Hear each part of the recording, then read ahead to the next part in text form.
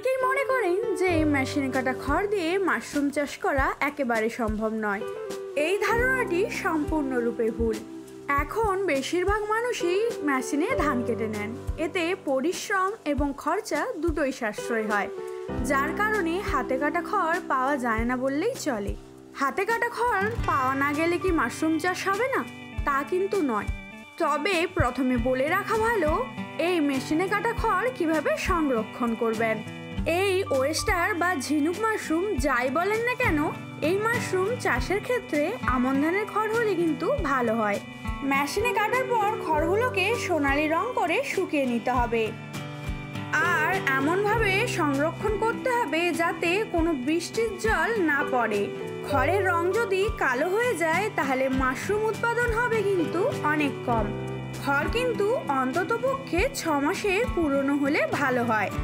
একটি মাশরুম ব্যাগের জন্য 2 কেজি কাটা খড় প্রয়োজন হয়।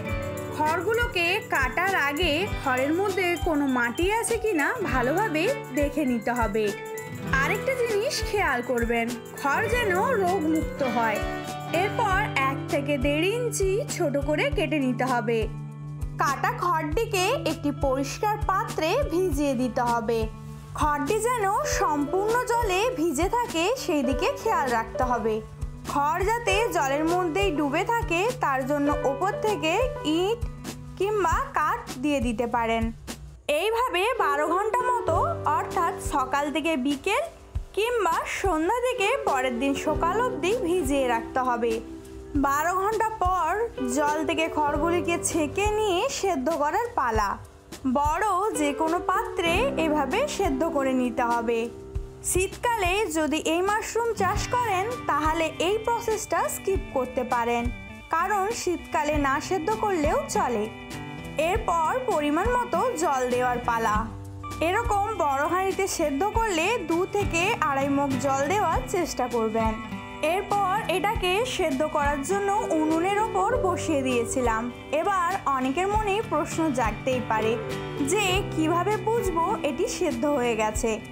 যখন খড়গুলো সম্পূর্ণরূপে সেদ্ধ হয়ে যাবে তখন একটু খেয়াল করলেই দেখতে পাবেন হাঁড়ির ওপর থেকে প্রচুর পরিমাণে ভাপ উঠবে।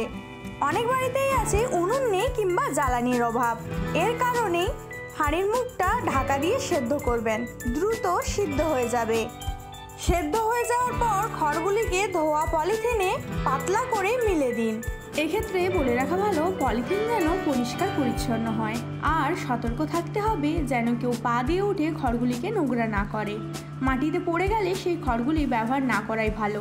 এরপর প্রয়োজন মতো খড়গুলো উল্টে পাল্টে হাত দিয়ে মিলে অতিরিক্ত জল ঝরাতে হবে। হাতের মুঠোয় খড় নিয়ে জোরে চাপ দিলে যদি দেখা যায় জল পড়ছে না কিন্তু ভেজা ভেজা লাগছে, তাহলে বুঝবেন খড়গুলি মাশরুম বেড বানানোর জন্য প্রস্তুত হয়ে গেছে। এরপর খড়গুলিকে রোদ থেকে তুলে সম্পূর্ণ ঠান্ডা করতে হবে।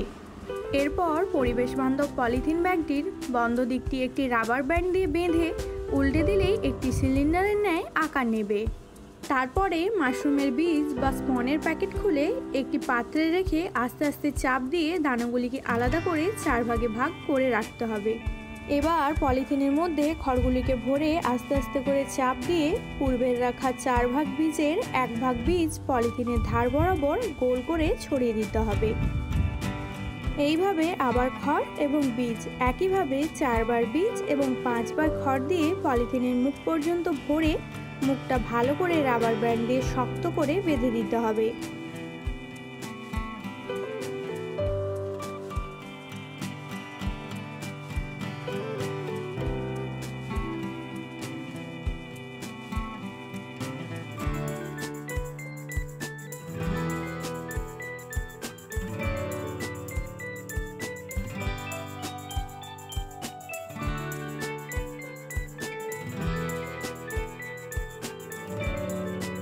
এরপরে পলিথিন ফুটো না করেই 15 দিনের জন্য একটি অন্ধকার ঠান্ডা ঘরের মধ্যে রেখে দিতে হবে। এই 15 দিনে লক্ষ্য রাখতে হবে যে পলিথিনের গা বরাবর যেন জলের বিন্দু সম্পূর্ণভাবে জমে থাকে। ঘাম বা জলের বিন্দু জমে না থাকাটা রোগ বা পোকামাকড় লাগার লক্ষণ। 15 দিন পর বেডটাকে দড়ি আর বাঁশের মাধ্যমে এইভাবে ঝুলিয়ে দিতে হবে এবং সেফটি পিনের মাধ্যমে পলিথিনের গায়ে 8 থেকে 10টি ছোট ছোট ফুটো করে দিতে হবে। এবং দিনে একবার করে ঠান্ডা কলের জল পলিথিনের গায়ে স্প্রে করতে হবে। সঠিক পরিমাণে জল পলিথিনের গায়ে স্প্রে করলেই আগামী 10 থেকে 15 দিনের মধ্যে ছোট ছোট মাশরুমের কুঁড়ি বেরিয়ে আসবে।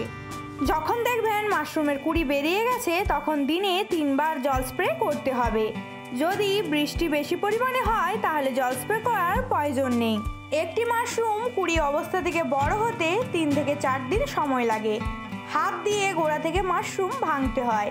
একটি মাশরুম ব্যাগ থেকে 4 থেকে 5 বার মাশরুম পাওয়া যায়, যার মোট ওজন 2 কেজি মতো।